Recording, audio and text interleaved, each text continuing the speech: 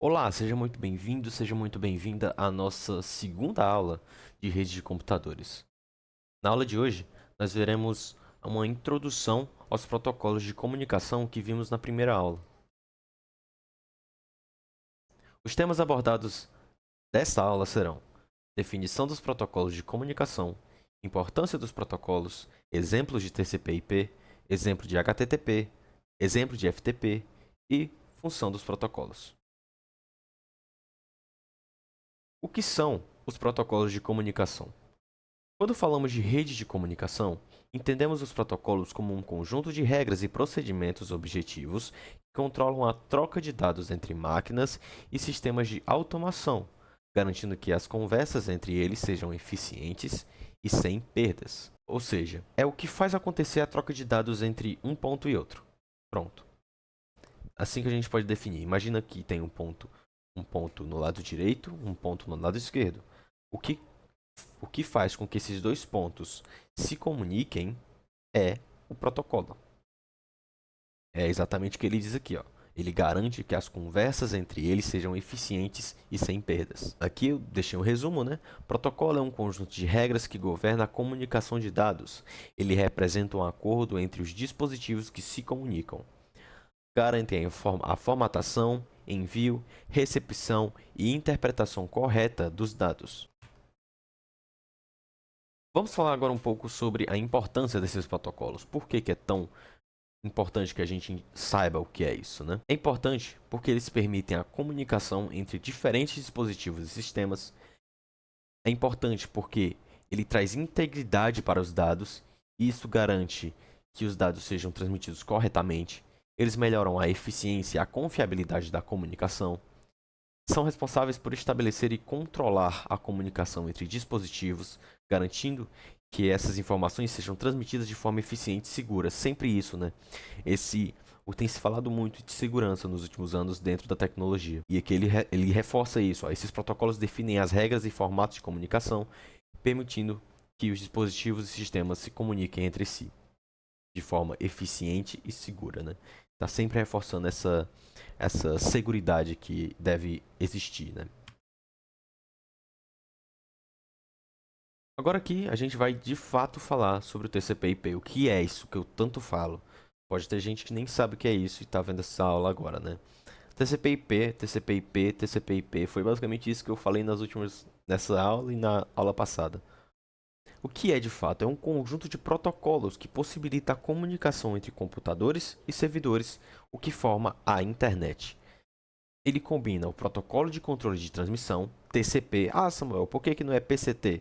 Porque é do inglês, Transmission Control Protocol. Ela é responsável pela transmissão dos dados. E ele soma isso junto com o protocolo de internet, que é o IP, o Internet Protocol. Então, a gente tem isso, né? A gente tem a junção dos dois que formam o TCP/IP, que forma a internet. O IP, né, que está dizendo, identifica os computadores. Todos os computadores possuem um IP e todos os servidores também. Então, essa é a base da internet, certo? Características, né? Algumas características do TCP/IP. Ele divide os dados em pacotes, né? Garante a entrega correta desses pacotes e ele é projetado para ser um protocolo muito confiável que garante que esses dados sejam entregues corretamente e em ordem, né? Quando a gente fala desses pacotes, muita gente tem dificuldade de entender. Mas vamos entender o seguinte: quando você envia uma mensagem para alguém, aquilo ali é um pacote de dados, ok? Não é instantâneo quando a gente envia uma mensagem para alguém, não é na hora que a pessoa vê. Pode parecer que seja, mas não é. Passa por toda uma camada por trás ali que a gente não sabe o que acontece.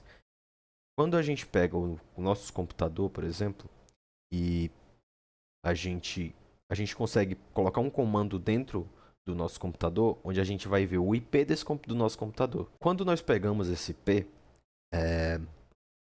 e a gente coloca um comando lá que a gente chama de threshold, ele pega o IP do computador, você direciona, por exemplo, para o Google, a gente consegue ver cada etapa que passou aquele pacote. Cada etapa. Quando a gente fez o pedido, foi para o nosso provedor de internet, foi para o servidor do Google e voltou para a gente como uma tela. É meio difícil de entender, eu sei.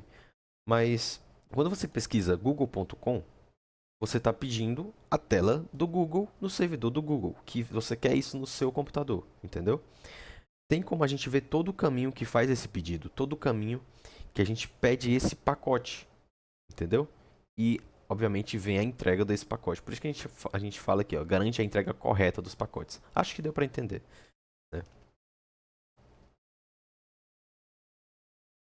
Vamos falar um pouco agora sobre o HTTP.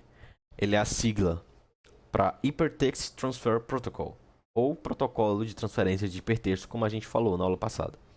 Ele é o principal protocolo responsável pela transferência de dados na internet. Ele cria essa base necessária para a conexão entre um cliente e um servidor. Entendeu? Algumas características propiciam a busca de informação e atualização update.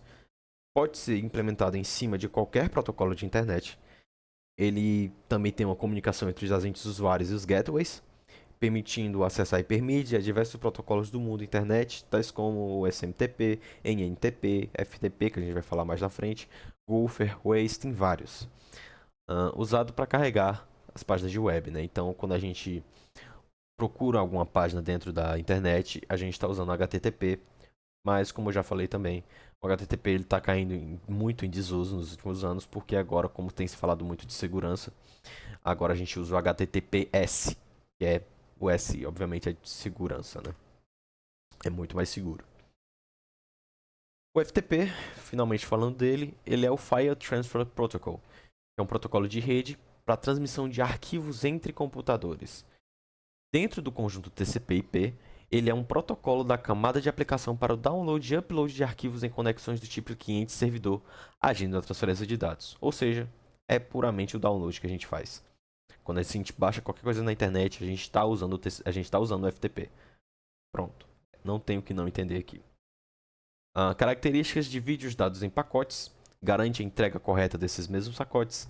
E ele é projetado para ser um protocolo confiável, garantindo que esses mesmos dados sejam entregues corretamente em ordem. Sempre falando na parte de confiabilidade, de segurança, né, de entregas corretas das coisas que a gente pede na internet, né? Funções dos protocolos de comunicação. Vamos falar sobre isso agora. Ser bem breve, porque a aula hoje é bem mais simples, né? É mais um complemento da aula 1, né? Proporcionam a estrutura para a troca de dados de forma organizada e rápida. Detectam e corrigem erros durante a transmissão. Permitem que os dispositivos de diferentes fabricantes e sistemas operacionais se comuniquem por padrões universais como TCP/IP e permitem a conectividade global, né?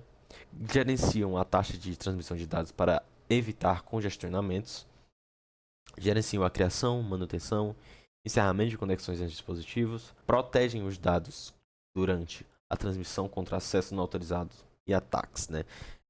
Entrou em grande pauta a questão da segurança. Acho que nos últimos anos, na internet, na tecnologia como um todo, os principais assuntos foram velocidade e segurança. É isso que, assim, 99% dos assuntos relacionados à tecnologia sempre batiam na mesma tecla. Velocidade, segurança, segurança, velocidade. Os dois andando ali em conjunto. Outras grandes funções dividem grandes mensagens em pacotes menores e reagrupam na recepção. Mantêm o controle das sessões de comunicação entre dispositivos. Como eu falei, essa aula foi bem breve por conta que é só um complemento da aula 1. Eu quis falar um pouco mais sobre os protocolos de comunicação. Acho que devem sim ter uma atenção maior, né, por parte de vocês. E eu agradeço demais pela atenção de todo mundo. Vejo vocês na próxima aula.